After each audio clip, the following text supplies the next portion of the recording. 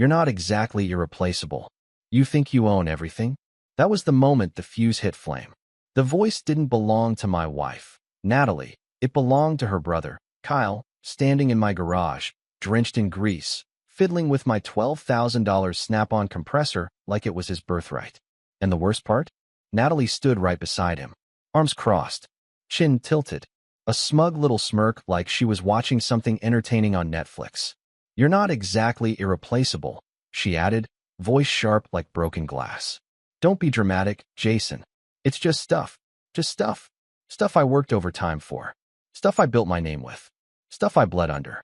And now it was theirs. That night, I didn't sleep. I waited until 2:17 a.m. I knew they'd both be passed out. Her from 2 glasses of Cabernet, and him from whatever leftover beer he pillaged from my fridge. I grabbed my keys, drove in silence, and unlocked the storage unit that held the backup gear they didn't even know existed. Compressors, torque wrenches, diagnostic tablets, toolboxes. I packed it all into the truck. Every bolt and bit. But what I left behind, that's what would wreck them. I walked back inside the garage and pulled open the panel behind the wall rack. Took out the small USB stick with the security cam footage, Kyle dragging in a stranger after midnight last Friday. Natalie sneaking out 2 hours later in that little red jacket she only wore when she wanted attention. I'd seen just enough to make my chest tighten, but not enough to ruin me yet. I needed more, and I get it.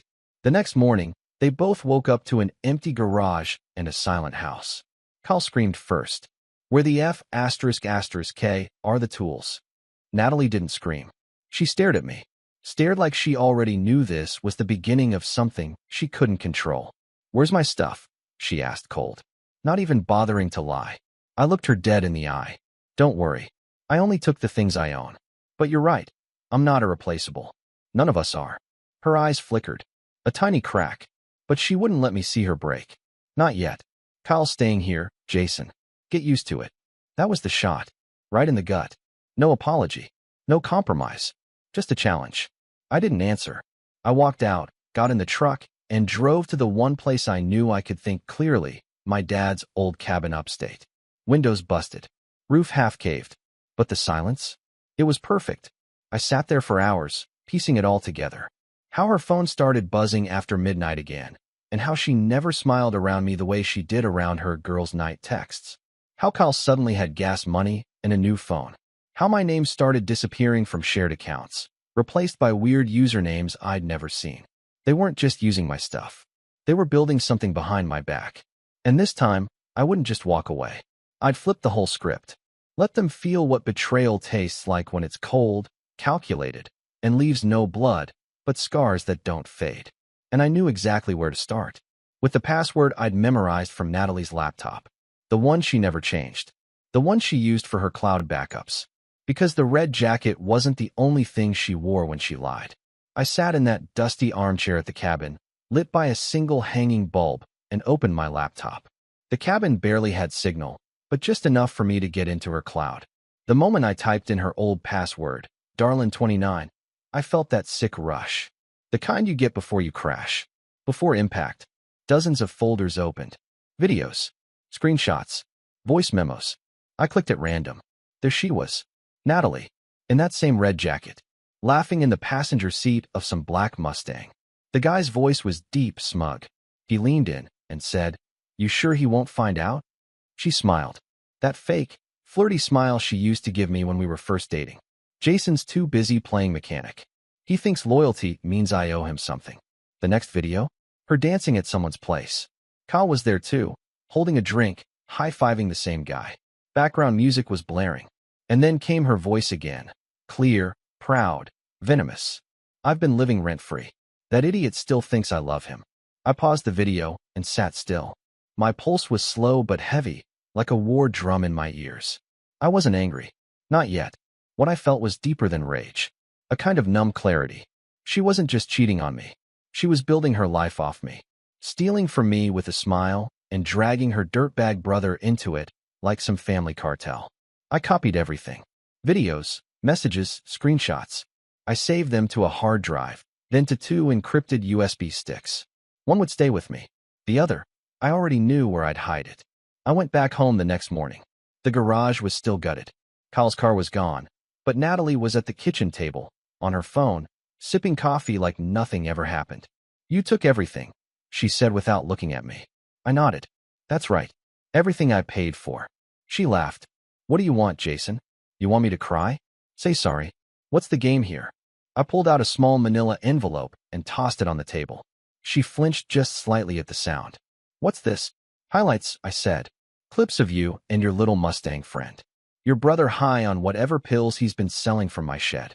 And you, burning our marriage like it was paper." Her jaw clenched. "So what? You want a divorce?" "No," I said. "You want me gone, remember? You said I'm not irreplaceable." She stood up. "You're acting crazy. You're making a big deal out of nothing." I cut her off. "You don't get to gaslight me now. I was willing to give everything to you. And you spit on it. That's fine. Just remember, if you think I'm walking out quietly, you've got no idea who you married." She tried to speak, but I walked past her, upstairs, grabbed my backpack and phone, and left. I didn't slam the door. I didn't curse. I wanted her to feel the silence. That night, I booked a hotel. Cheap, quiet, on the edge of town. I lay there staring at the ceiling, replaying everything. Her laughter, the betrayal, that Mustang guy's voice. But what I focused on most was the plan. Because this wouldn't end with me licking my wounds.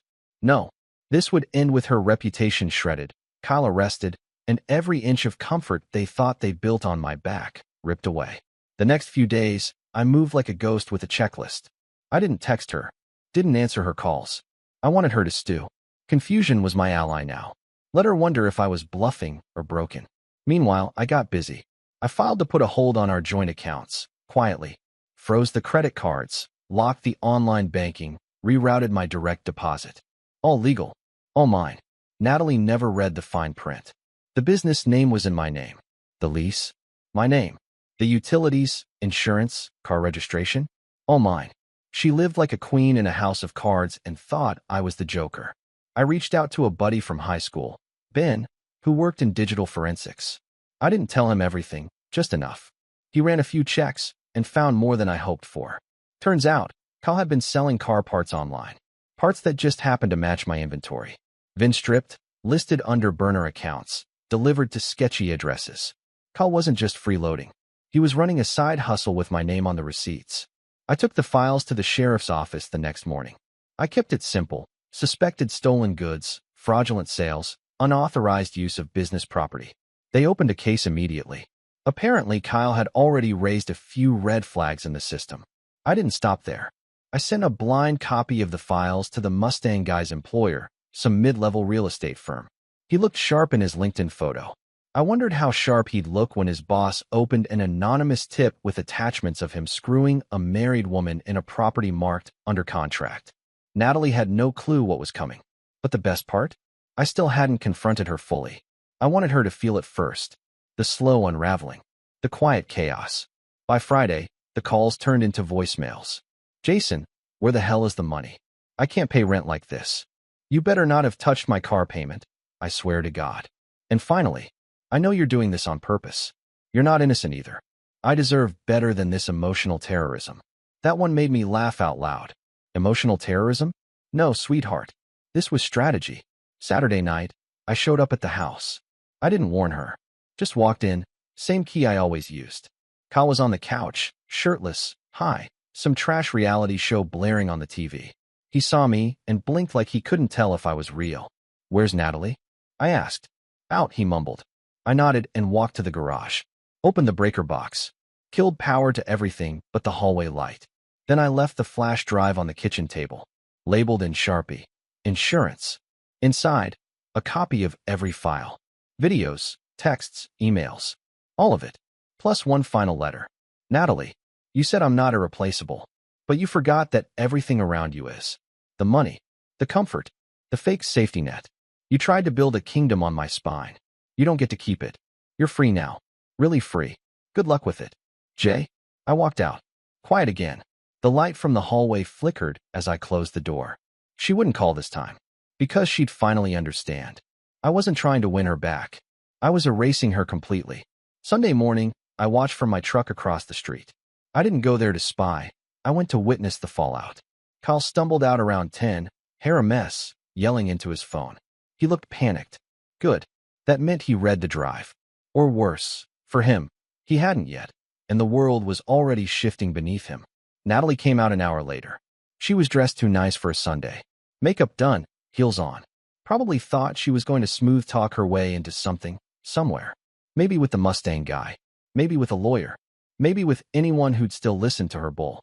She didn't notice me, but I noticed the repo truck pulling up just as she was opening her car door. The driver confirmed the VIN, nodded at her, and said, "Sorry, ma'am. You're 3 weeks behind. It's the bank now." She screamed. Loud. Like it was some injustice. Like the world was robbing her. I rolled the window down just enough to hear. Jason did this. He's ruining my life." "No, Natalie. I was just removing myself from it." I drove off. By Tuesday, the sheriff's office called. Kyle had been taken in for questioning. They found a stash of stolen parts at one of the delivery drop points I'd flagged. Enough to stick a possession charge, maybe more. And Natalie? She finally called me. Blocked number. I picked up. Her voice was shaking, but not with sadness. With rage. "You think you're clever?" she spat. "You think this makes you the bigger person? You ruined everything." "No," I said calmly. "You did that. I just took back what was mine." She went quiet. Then the venom came back. "You think you're better than me? You're still the same boring, pathetic guy I married. That's why I cut her off. Don't finish that sentence. You already said enough when you looked me in the eye and backed your brother over your husband." She didn't hang up right away. She breathed hard into the phone like she wanted to say more, like she was trying to conjure one last insult to sting. Then the line went dead, and I exhaled for the first time in days. That night, I started packing the last few boxes from the cabin. I wasn't going back to that house. Not ever. Too many shadows. Too many lies. Instead, I signed a lease for a modest shop space on the other side of town. Same skills, different zip code. Clean slate. Word travels fast in a small city. By Friday, I already had 3 new clients. People who'd heard about the husband who got betrayed but didn't go down quiet. I didn't mind the title. I wore it like armor. And the Mustang guy? Fired. His firm had a family values clause in their contract. Guess they took their branding seriously. I didn't feel joy from it. I didn't feel revenge. I felt freedom. And freedom felt damn good. A week passed. Then 2. No more calls from Natalie. No texts. No knocks at my door. But I knew that silence wasn't peace. It was the eye of the storm. She was regrouping, spinning her story to anyone dumb enough to listen. I'd been married to her long enough to know how she operates. The victim act. The half-truths. The crocodile tears. She was probably telling everyone I snapped that I abandoned her and Kyle. I didn't care. My life was finally mine. The new shop was a breath of fresh air. Smaller than my old garage, but cleaner, leaner, and full of opportunity. I hired one part-time guy, Ricky, young, eager, no drama. He reminded me of myself 10 years ago, before I got caught in Natalie's web. One afternoon, while we were fixing up a Civic with a blown head gasket, Ricky looked over and said, "Hey man, your name's getting around.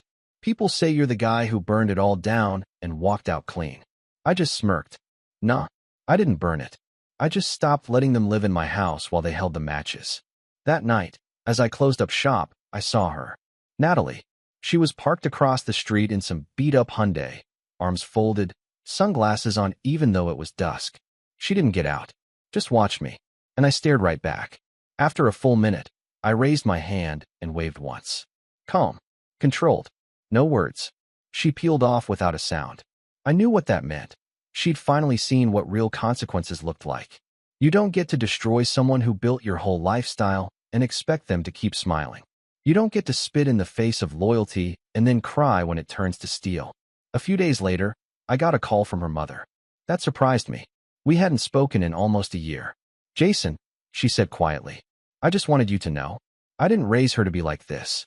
And I'm sorry for what she did to you." I paused. That hit harder than I expected. "Thanks," I said.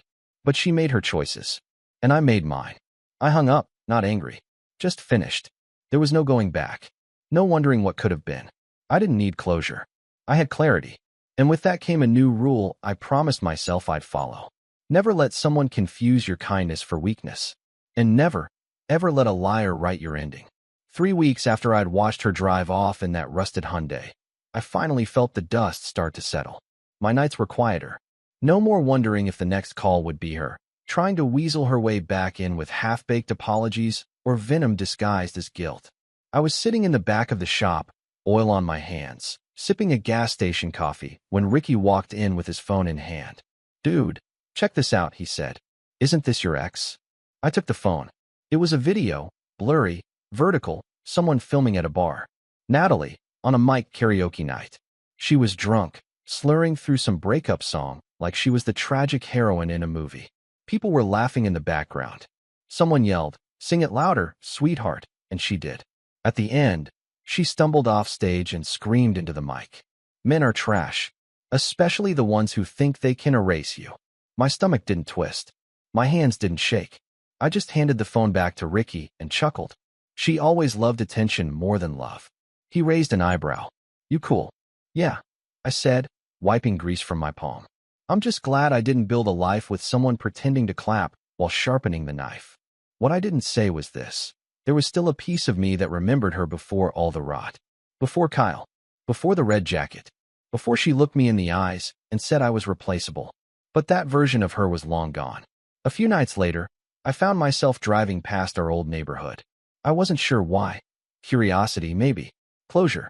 I parked a block away and walked. The house was dark. A "for rent" sign sat crooked in the front yard.